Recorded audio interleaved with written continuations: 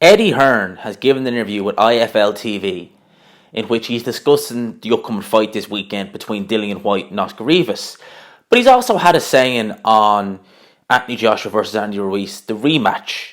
And quite interestingly, he's actually stated that it's Anthony Joshua, excuse me, who gets the final decision on where the rematch will take place.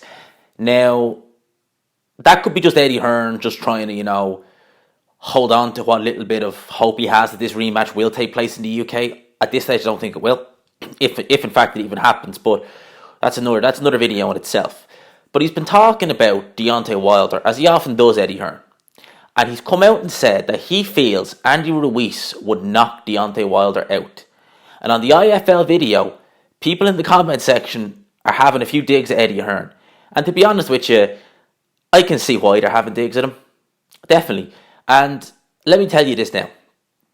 I'm not really a betting man, but if someone came to me and gave me £100 and said Wilder versus Ruiz is happening this week, put a bet on it, I'd take that £100 and I would put it on Deontay Wilder by knockout every day of the week. Eddie Hearn always has to throw Deontay Wilder in when it comes to Anthony Joshua. So if Anthony Joshua has a hard fight with someone and wins, he'll beat Deontay Wilder, no problem, the opponent. It's the same with this. He's always trying to in one sense I can say he's trying to belittle Deontay Wilder. And I know Deontay Wilder, I've had goes on him on this channel before about his negotiating skills and the team he has around him not being the best and not maybe getting the most out of his career, which I think is fair enough because they have made some very silly decisions. But I think Deontay Wilder is a fantastic fighter. And I think Eddie Hearn lets his dislike for Deontay Wilder get the better of him. Because Eddie Hearn, if there's one thing I've learned about him over the years, is that he's always someone who will devalue a fighter, but he'll also overvalue certain fighters. And I'm not talking about his fighters necessarily. I'm talking about other fighters.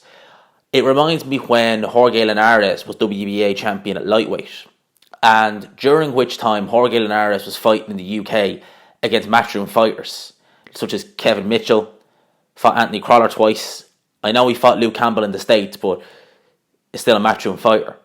And during which time it was non-stop bigging up Jorge Linares as this pound-for-pound star. I never really saw Jorge Linares as a pound-for-pound star. I saw him as a good fighter, but I never saw him as being, a feared fighter or someone who you would definitely have in your list of pound-for-pound. I never saw that. I never felt that. But that was Eddie Hearn and Sky's kind of idea. Well, he's beaten all our fighters, so we have to make sure this guy is talked of as a pound-for-pound fighter, rather than just saying, our guys aren't that good. They're not at world level. Because Linares isn't elite. He gave a very good account of himself against Lomachenko, definitely.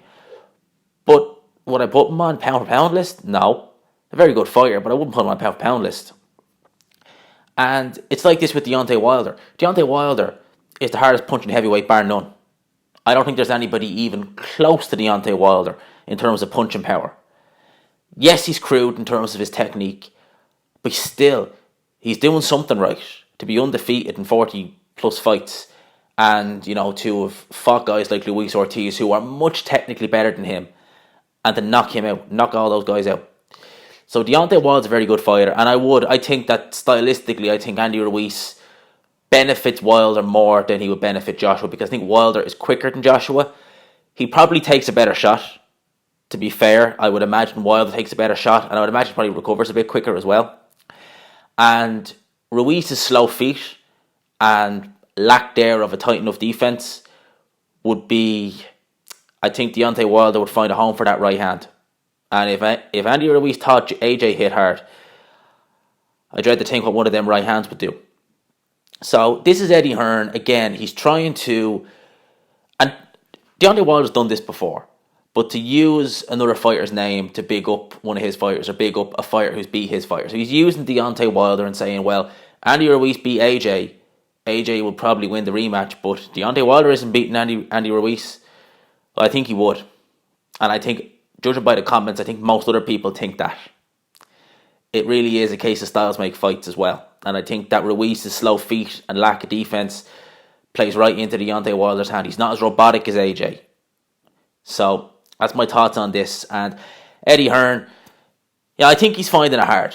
because a lot of his fighters have been losing lately. The Sky shows have not been great.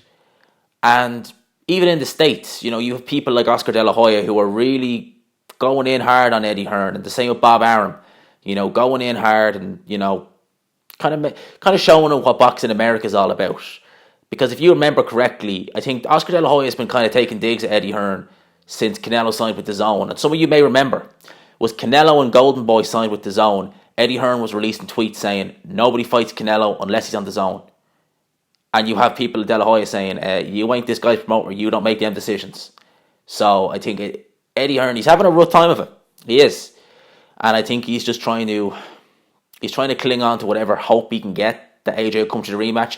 Depending on where it is, he may very well come to the rematch. Or he may very well, he might even be damaged goods at this stage. Who knows what will happen in the rematch. But be interesting to see. I think if AJ loses the rematch to Andy Ruiz, then I wouldn't actually be surprised if Eddie Hearn decides to maybe go like his dad did and go look at darts or snooker or something like that. Because I don't think he has, he loves boxing, but I don't think he's the heart to stay in it when things are getting tough. I don't think he does. But anyway, that's just my thoughts on this. Hope you enjoyed the video. If you did, please leave a like, subscribe if you're new. And as always, I will talk to you after.